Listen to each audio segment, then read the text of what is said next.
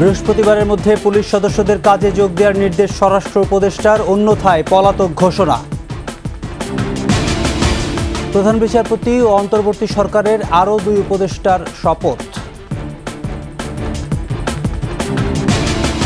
ইসলামী ব্যাংকের প্রধান কার্যালয়ে সন্ত্রাসীদের গুলি, দখল নিতে পাল্টাপাল্টি অবস্থান, 6 জন গুলিবিদ্ধ।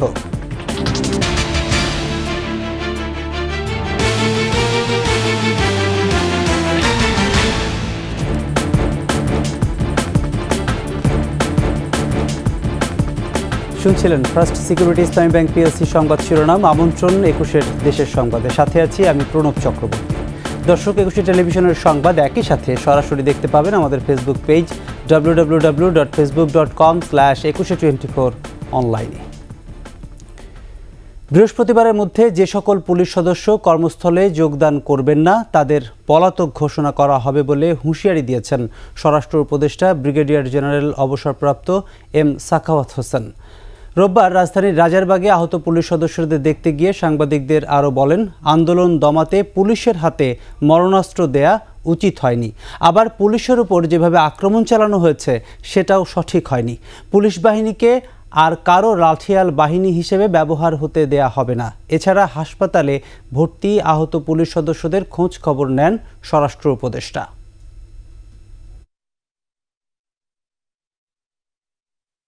আমরা একটা তারিখ দিয়ে দেব, এই তারিখের মধ্যে যদি না আসেন, শোনেন, এই তারিখের ভিতরে যদি যে সদস্য পুলিশ সদস্যরা যদি না আসেন, আমরা ধরে নেব দে আর ডেজার্টার।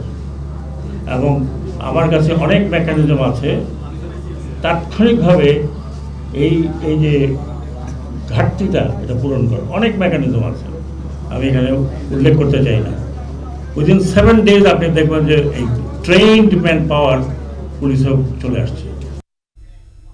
ছাত্র আন্দোলনের সময় ডিজিটাল ক্র্যাকডাউনের সাথে যারা জড়িত ছিলেন তাদের বিরুদ্ধে ব্যবস্থা নেওয়া হবে বলে জানিয়েছেন আইসিটি উপদেষ্টা নাহিদ ইসলাম। আর পরিবেশ ও জলবায়ু সুরক্ষায় প্রয়োজনীয় উদ্যোগের কথা বলেছেন সৈয়দা রিজওয়ানা হাসান। কৃষি, মৎস্য, প্রাণী সম্পদ এবং কর্মসংস্থানকে প্রাধান্য দেওয়ার কথা বলেছেন সংশ্লিষ্ট মন্ত্রণালয়ের উপদেষ্টারা। মফিউর রহমানের সহায়তায় আদিত্য মামুনের রিপোর্ট। আন্দোলনের সময় ডিজিটাল ক্র্যাকডাউনের সাথে যারা জড়িত ছিল তাদের বিরুদ্ধে ব্যবস্থা নেওয়ার হুঁশিয়ারি দিয়েছেন অন্তর্বর্তী সরকারের ডাক, টেলিযোগাযোগ ও আইসিটি উপদেষ্টা। গত আন্দোলনে যে ডিজিটাল ক্র্যাকডাউন আমরা বলেছি ইন্টারনেট বন্ধ করে, তার তদন্তের জন্য আজকে আমি ব্যবস্থা নেব যে কেন এই ঘটনাটি ঘটেছিল এবং কারা সেটার সাথে জড়িত ছিল। ভবিষ্যতে যেন ইন্টারনেট বন্ধ বা গতি কমানো না হয় সেদিকে নজর রাখা হবে বলেও জানান তিনি। কৃষির সাথে মৎস্য ও প্রাণী সম্পদকেও যেন সমান বিবেচনায় নেওয়া হয় সেদিকে দৃষ্টি দিয়ে এ খাত থেকে পুষ্টি ও নিরাপদ খাদ্য নিশ্চিত করার কথা জানান মৎস্য ও প্রাণী সম্পদ উপদেষ্টা। নিরাপত্তা বলতে আমি বুঝি যে সেফটির কথাটা, যেটা যে মুরগিটা খাবো সেটা যেন নিরাপদ হয়, মাছটা খাবো যেটা সেটা যেন নিরাপদ হয়, সেই জন্য সে কারণে এটা এবং জীবন জীবিকার সাথে সম্পর্ক। পরিবেশ ও জলবায়ুকে সুরক্ষার লক্ষ্য নিয়ে কাজ করে যাবার দৃঢ় প্রতিশ্রুতি দিয়েছেন সৈয়দা রিজওয়ানা হাসান। প্রত্যাশা হচ্ছে যত তাড়াতাড়ি কাজটা শুরু করা যায়, সামগ্রিক প্রেক্ষাপটটা একটু স্থির হয়ে আসলে কাজটা শুরু করে দেব। জনমানুষের চাহিদার প্রতি মনোযোগ দিয়ে কাজ করতে সবার সহযোগিতাও চান অন্তর্বর্তী সরকারের উপদেষ্টারা। আমরা সবাই মিলে একসাথে যদি কাজ করতে পারি। আদিত্য মামুন, 21 টেলিভিশন, ঢাকা। শপথ নিলেন বাংলাদেশের 25তম প্রধান বিচারপতি সৈয়দ রেফাত আহমেদ। শপথ নেন অন্তর্বর্তীকালীন সরকারের 2 উপদেষ্টা বিধান রঞ্জন রায় ও সুপ্রদীপ চাকমা। বঙ্গভবনে রাষ্ট্রপতি মোহাম্মদ শাহাবুদ্দিন তাদের শপথ পড়ান। এ সময় বৈষম্য বিরোধী ছাত্র আন্দোলনের সমন্বয়করা বলেন, দেশ পুনর্গঠনে সরকারের পাশে থাকবেন তারা। দাবি জানান দ্রুত শিক্ষা প্রতিষ্ঠান খুলে দেয়ার। বিস্তারিত থাকছে রিপোর্টে। বেলা 12:30টার পর বঙ্গভবনের দরবার হলে রাষ্ট্রপতি মোহাম্মদ শাহাবুদ্দিন ও প্রধান উপদেষ্টা ডক্টর ইউনূসের উপস্থিতিতে শুরু হয় শপথ গ্রহণের আনুষ্ঠানিকতা। শুরুতেই বৈষম্য বিরোধী ছাত্র আন্দোলনে শহীদদের স্মরণে 1 মিনিট নীরবতা পালন করা হয়। শপথ নেন প্রধান বিচারপতি সৈয়দ রেফাত আহমেদ। রাষ্ট্রপতি মোহাম্মদ শাহাবুদ্দিন শপথ পড়ান তাকে। বাংলাদেশের প্রধান বিচারপতি নিযুক্ত হইয়া বাংলাদেশের প্রধান বিচারপতি নিযুক্ত হইয়া এরপর শপথ নেন অন্তর্বর্তী সরকারের দুই উপদেষ্টা বিধান রঞ্জন রায় ও সুপ্রদীপ চাকমা। উপদেষ্টা পদের কর্তব্য বিশ্বস্ততার সহিত পালন করিব। আরেকজন উপদেষ্টা ফারুকি আজম দেশের বাইরে থাকায় পরে শপথ হবে তাঁর।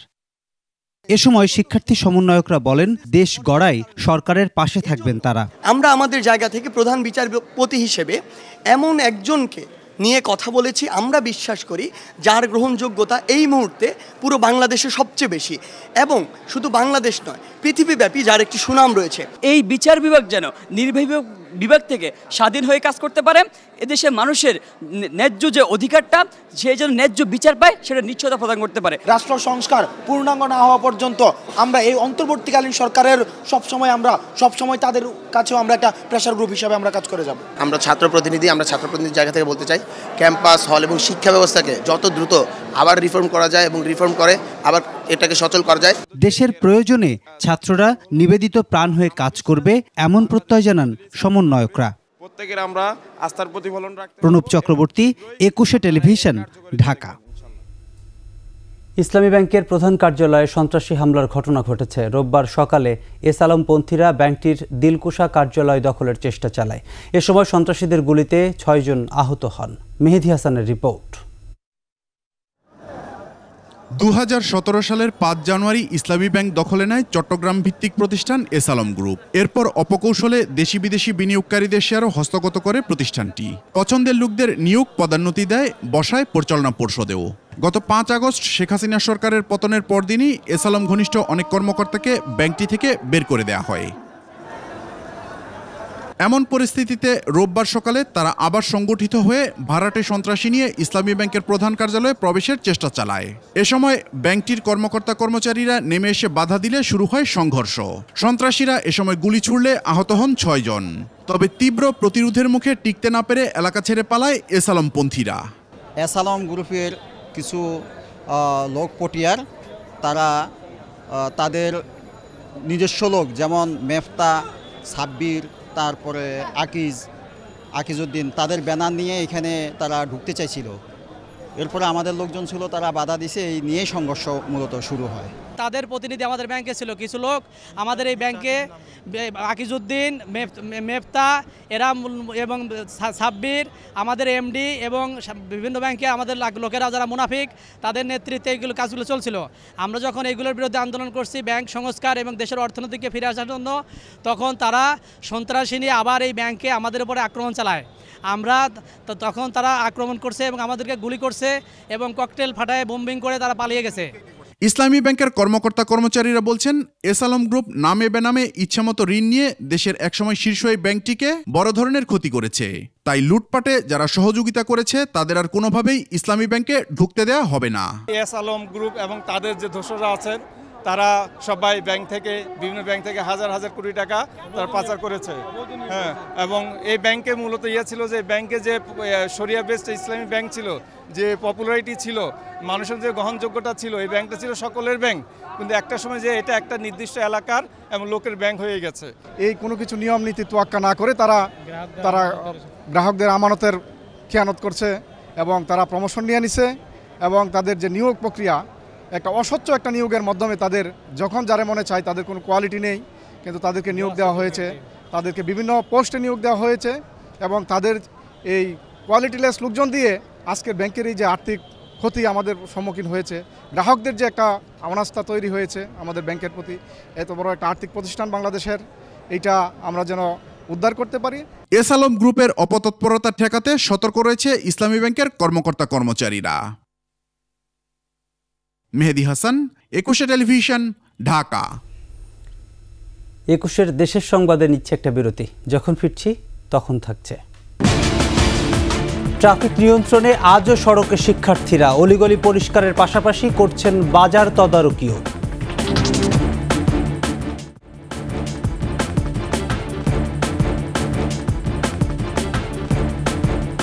আবারও আমন্ত্রণ 21 দেশের সংবাদে।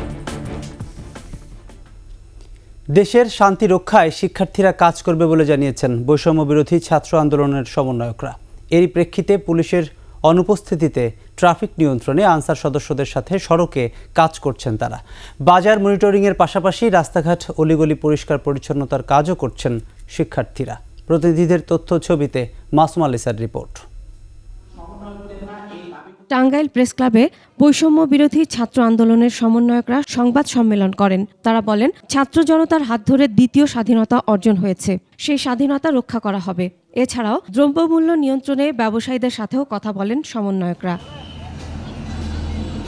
রাজশাহী বর্ণালী মোড়ে ছোটমণি নিবাস ও শ্রম দপ্তর, মহিলা সরকারি কলেজ, রাজশাহী কলেজ এবং শাহ মখদুম কলেজের দেয়ালে চিত্রাঙ্কন করেছেন শিক্ষার্থীরা। সেখানে তারা কোটা সংস্কার আন্দোলনের চিত্র তুলে ধরেন। গেল এক সপ্তাহ ধরে রাজবাড়ীর সড়ক মহাসড়কে ট্রাফিক পুলিশ যোগদান না করায় শিক্ষার্থী ও বিএনসিসি সদস্যরা ট্রাফিকের দায়িত্ব পালন করছেন।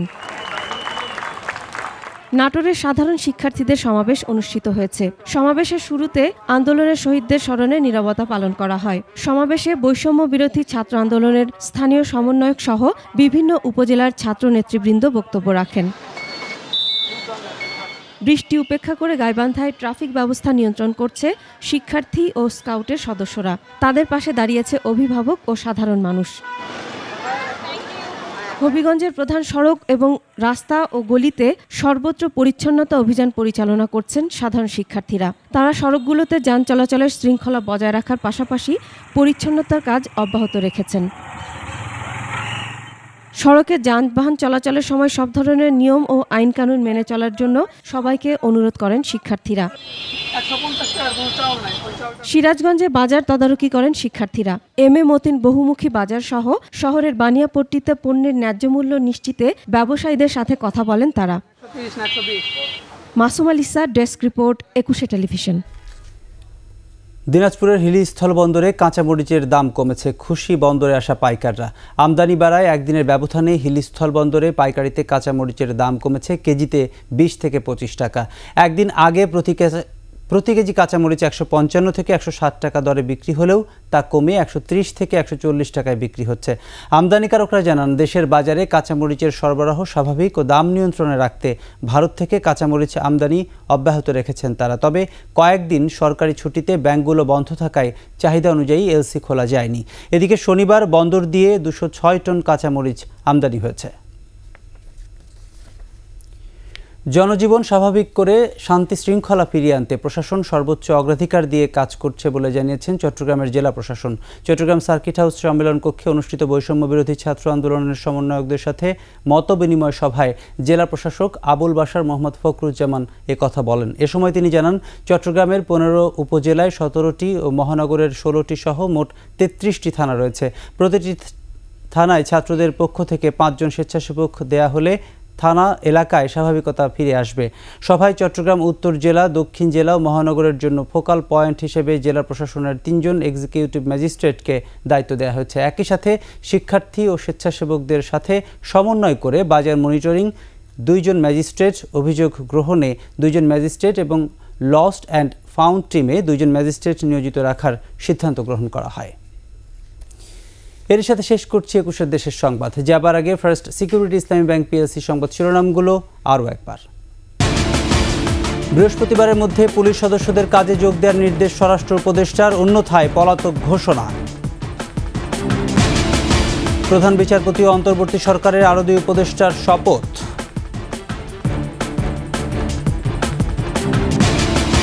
ইসলামী ব্যাংকের প্রধান কার্যালয়ে সন্ত্রাসীদের গুলি, দখল নিতে পাল্টাপাল্টি অবস্থান, 6 জন গুলিবিদ্ধ।